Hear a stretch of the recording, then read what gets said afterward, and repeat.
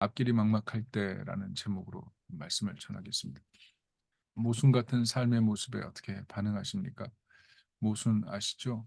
창과 방패, 세상의 모든 것을 뚫는 창이 있습니다. 세상의 모든 것을 막는 방패가 있습니다. 이것이 다른 사람이 각각 하나씩 팔면 의미가 있는데 어 같은 사람이 이것을 판다고 하면 그게 참 모순이죠.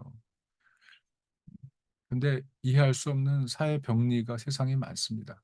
끝없이 일어나는 사건 사고, 그리고 특별히 미래의 주인공들인 청년들이 부딪히는 심각한 갈등, 이게 있죠. 신문 기사 보니까 10년 새 혼인 건수가 32만 건에서 19만 건으로 급락했다 그러죠.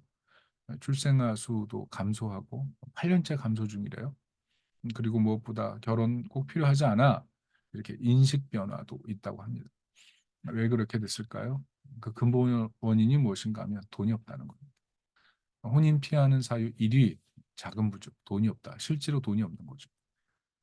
지금 뭐 아파트 한 채 뭐 몇 억씩 하니까, 비싼 건 뭐 수십억 하니까 이게 접근이 안 되는 거죠. 청년들이 사실 결혼할 때 그 많은 돈을 가지고 시작하려면 무엇보다 대출을 해야 되는데, 대출까지 갚으면서 어떤 자기 집을 가진다는 것, 이게 참 어려운 일이죠. 두려운 거예요. 우리 분명히 믿습니다. 하나님 살아계십니다. 근데 현실적으로 이런 압박감이 있으니까 마음이 불안한 거죠. 이렇게 모순 같은 현실 사회를 살아갈 때 어떻게 헤쳐나가야 하나요?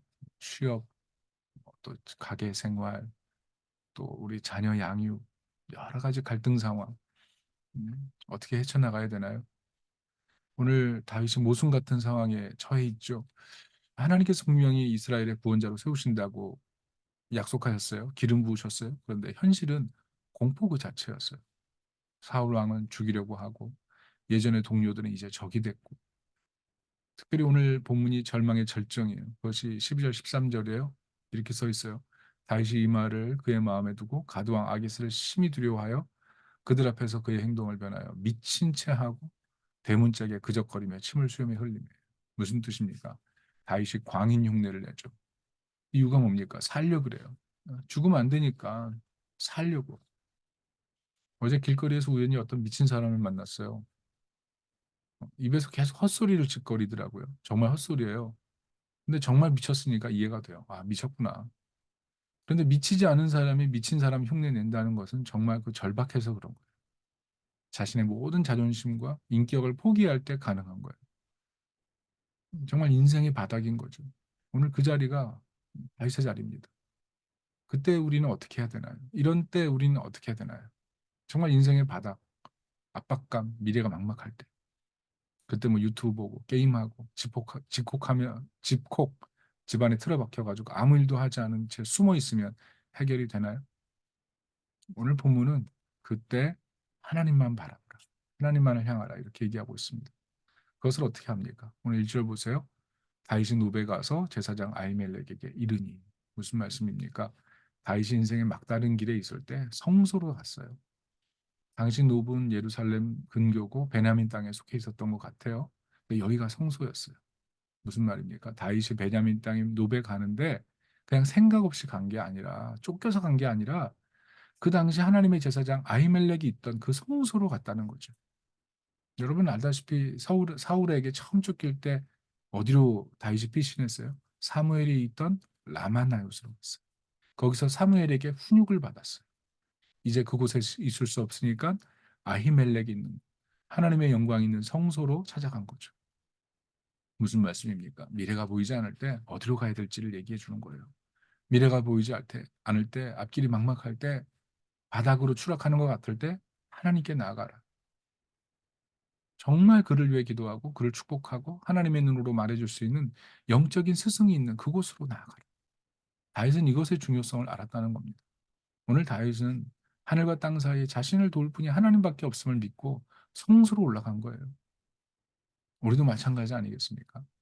인생이 막막할 때 다윗이 성소로 올라간 것처럼 우리도 이 믿음을 가지고 성소로 올라가야 된다는 것이죠. 그래서 정말 믿음이 중요해요. 저는 요즘 제가 믿음 없음을 많이 느낍니다. '왜 이렇게 믿음 없나?' 이런 생각해요. 교회 이동하고 여러 준비하는데 근심이 올 때가 있어요. 근데 그때마다 제가 참 입술로 믿음 없는 말을 하더라고요. 근데 그때마다 하나님이 저를 놀래켜 주세요. 저를 놀래켜 주셔 가지고 제 믿음 없음을 보게 하시고 회개하게 하시는 일들을 반복하게 하세요. 그때마다 제가 얼마나 하나님을 믿지 못하고 있나 이런 생각을 하거든요. 우리도 그렇죠. 인생을 살면 참 모순이 많은데 하나님이 나를 사랑하시면 아는데 자녀됨의 특권은 내 삶에 펼쳐지지 않으니까 이게 모순 같으니까 담대하고 싶은데 위축되고 하나님께 서운하고 그런데 그때 믿음으로 담대하게 믿음으로 살아가는 그 모습이 있어야 되겠죠. 이렇게 안 되니까 막 위축되고 자책하는데요. 그때 기억해야 돼요. 정말 하나님 원하시는 것, 모순이 가득한 그때 올라가는 거예요. 성전을 향해 올라가는 거예요. 하나님 내 기도 들으시고 내 상황 받으신다는 사실을 믿고 믿음으로 올라가는 거예요. 하나님 뭐 내 약함 모르시고 부르신 게 아니잖아요. 내 약함 다 아시고 선택하신 거잖아요. 그 하나님 신뢰해야죠. 인생의 풍파 속에서 우리 보호하시려고 부르셨는데 내 약점, 내 상황 부끄러워 말고 나를 받아주시는 하나님이심을 믿고 기도하는 거죠. 무엇보다 지금 상황을 하나님의 관점으로 해석할 수 있는 영적 지도자의 도움을 구하면서 하나님께 기도해야 돼요. 영적 지도자의 도움. 그게 결코 우리 영적인 우리 인생에 있어서 뭐 귀퉁이처럼 아주 그냥 먼지털럭 같은 그런 힘이 아니에요. 하나님께서 우리 인생에 가드로 붙여주신 그런 좋은 영적 지도자들이 있거든요. 그 도움을 구하면서 하나님께 기도해야 해요. 왜 그래요? 우린 매사에 죄인의 눈을 가지고 상황을 보고 자신을 보거든요. 잘못 판단하거든요. 그래서 한 번 시험에 들면 잘 못 일어나요. 내 속에서 나를 정죄하고 사람들의 말대로 생각하고 막 교만이 춤을 추고 마귀가 사울 삼켜버리잖아요. 우리도 그렇게 될 수가 있어요. 그래서 하나님께 가까이 다가가기 위해서 "하나님 나 죄인입니다. 나는 제대로 판단할 수 없습니다. 상황을 보는 눈이 없습니다. 하나님 도와주세요." 오늘 다윗 보세요. 성소로 왔죠. 근데 어떻습니까? 성소로 왔는데 완전 죄인의 모습을 봤어요. 거짓말 동원해 가면서 살려고 떡 받아내고 살려고 칼 받아내고 뭘 느껴요? 하나님께 분명히 나온 거 맞아요. 근데 죄인의 냄새를 풀풀 풍겨요. 장차 이스라엘의 구원자로 받게 될 다윗의 모습, 영광스러운 의인의 모습 다윗이 아니라 능숙한 거짓말쟁이처럼 그렇게 막 말을 막 하네요. 사울 왕이 신하인 것처럼 꾸미고 자신의 소년들이 깨끗하다 말하고 자신을 철저히 꾸며서 진설병을 갈망하죠. 참 이런 모습 보면서 '야 이 하나님이 선택한 사람도 이렇게 거짓말 잘할 수 있구나.' 이렇게 생각해요. 놀라운 게 뭡니까? 예수님이 이런 다윗의 모습을 무엇이라고 했어요? 마태복음 12장 3절 5 절에 예수님이 이렇게 말씀해요. 예수께서 이르시되 다윗이 자기와 그 함께한 자들이 시장할 때 한 일을 잊지 못하였느냐. 그가 하나님의 전에 들어가서 제사장 외에는 자기나 그 함께한 자들이 먹어서는 안 되는 진설병을 먹지 아니하였느냐. 또 안식일에 제사장들이 성전 안에서 안식을 범하여도 죄가 없음을 너희가 율법에서 읽지 못하였느냐. 무슨 말씀이에요? 예수님께서 안식일에 밀밭 사이에 이삭 까먹는 제자들을 책망하던 바리새인, 그 바리새인들 앞에서 하신 말씀이죠. 의도가 뭡니까?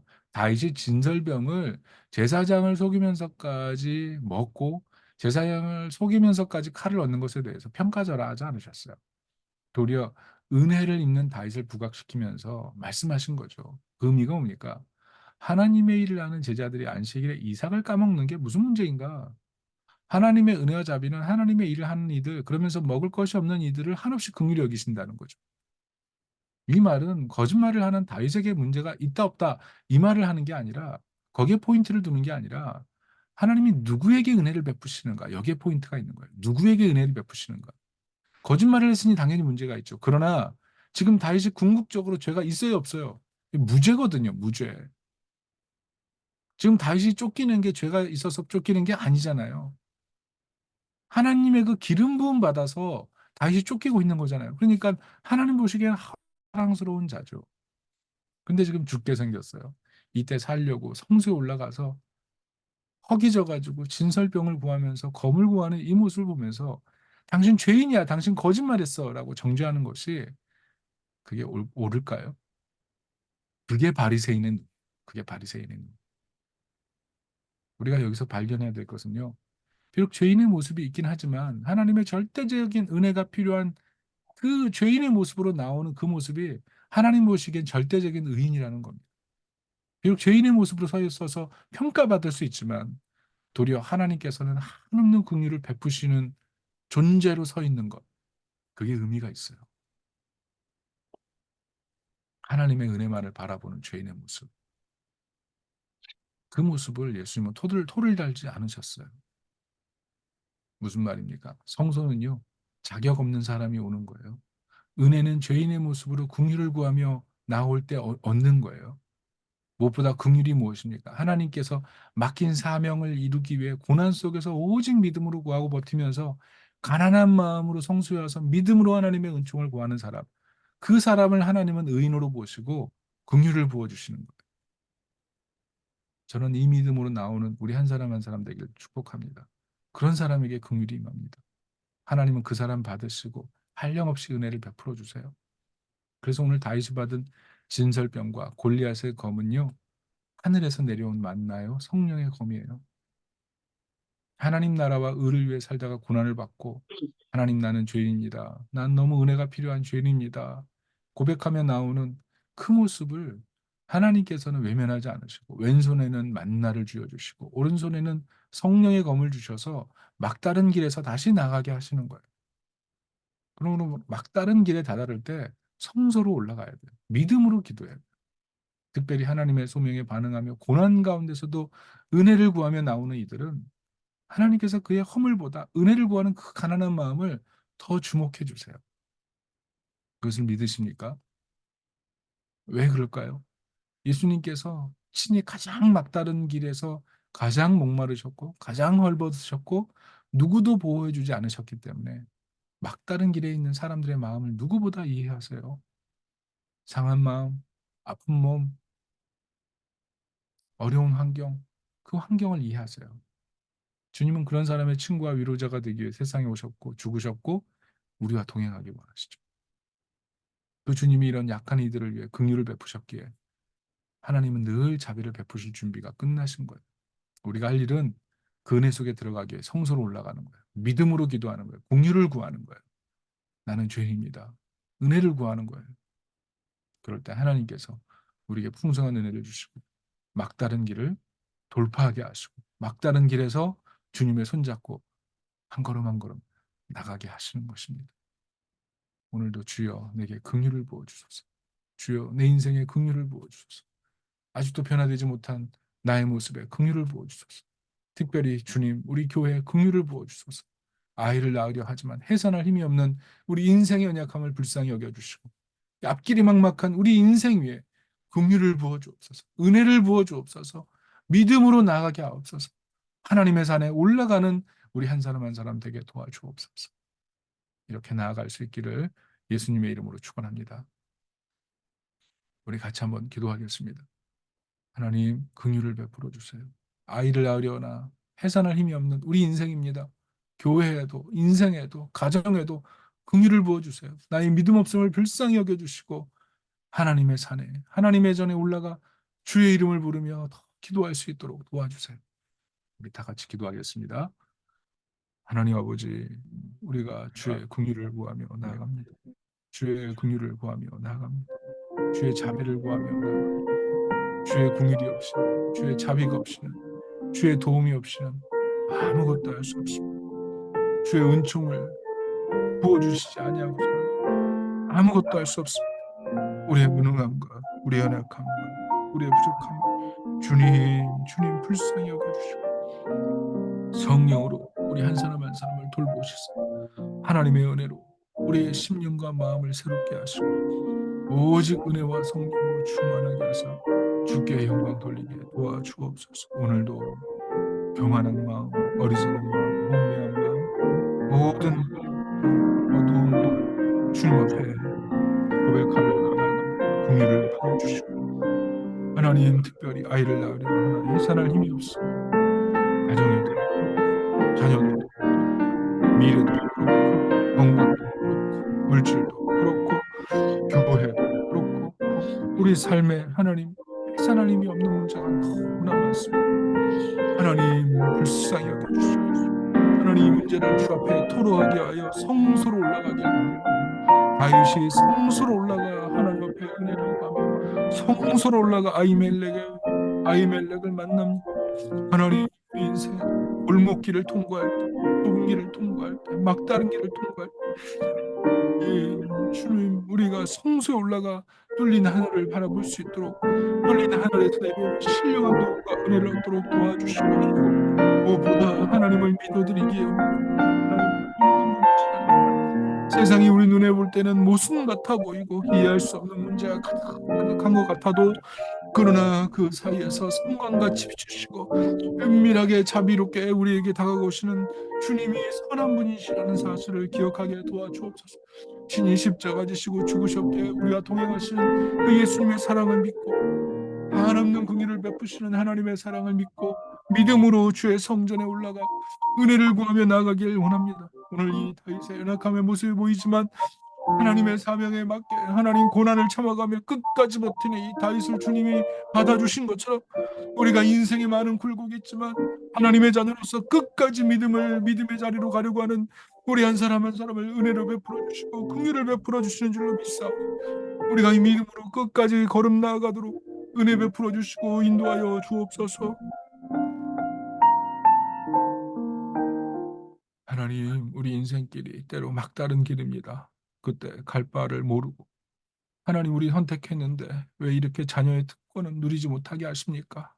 마음이 졸일 때, 그때 성소로 올라가게 하시고 믿음으로 하나님께 구하게 도와주시고, 무엇보다 부름받은 자녀로서 고난 많지만 끝까지 버티며 주의 성전으로 올라가 믿음으로 구하는 그 사람을 하나님이 의롭게 보신다는 것을 기억하고, 우리 다사다난한 인생길 살기 위해 몸부림치고 나가기 위해 몸부림치는 우리를 긍휼히 여기사 오늘도 주의 손으로 우리를 꼭 붙들어 주시고 우리를 품어 주시옵소서.